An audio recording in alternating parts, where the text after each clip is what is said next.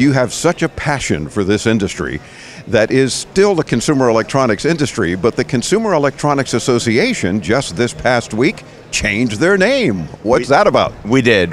Thank you for saying that. No, so we started out, the association has been actually gone through several name change, and at one point was, Consumer Electronics Manufacturers Association, and of course, that name wouldn't fit somebody like me. I'm a retailer. So over time, there's been many name changes, and this current iteration and the Consumer Technology Association is so important to reflect our membership, because we have a very broad membership now.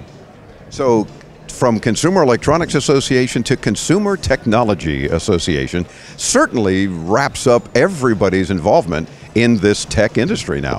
When you think about our membership now, where we also have content providers like people like Starz and Netflix, and when you get into Pandora and you get into all sorts of different people, Uber, Lyft, all sorts of companies that aren't necessarily just electronics. So obviously we're still true to our electronics heritage, and that's the manufacturers that are out there. We certainly represent them, but we also open up to many different technologies and basically anybody that innovates. So it really comes down to the fact of, if you are a company, if you are someone that innovates and comes up with new technology, that's who we want to associate with, and we think this name better reflects that change.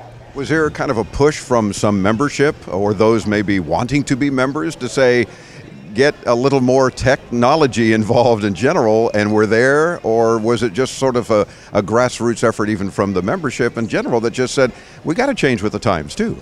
Well, I wish I could say I was the one that thought of it, but it certainly wasn't me. We really, interestingly, we did not have pushback from our membership. Our membership was okay with it. It was really more of staff here, and I have to really credit them, recognizing the fact that, look, there is, we need to better reflect what our membership looks like. And so when you look at our membership and you look at the type of companies they are, you really have to take into account, and so that they went out and sought that change and presented it to the board, and of course, we were excited about that change, and here we are today.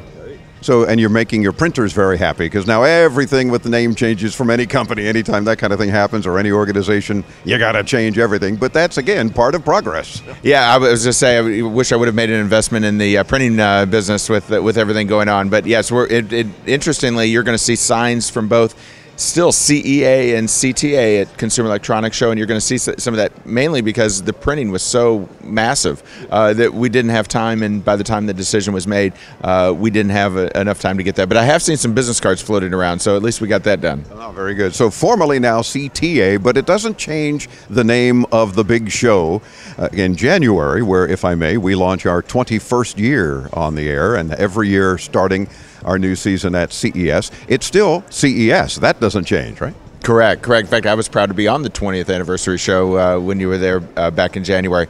So no, it doesn't change that. I mean, that is a worldwide brand, and the Consumer Electronics Show, I mean, if you say that to anybody, or you say CES to anybody, it's got pretty good name awareness. So that's something that, no, we don't plan on touching.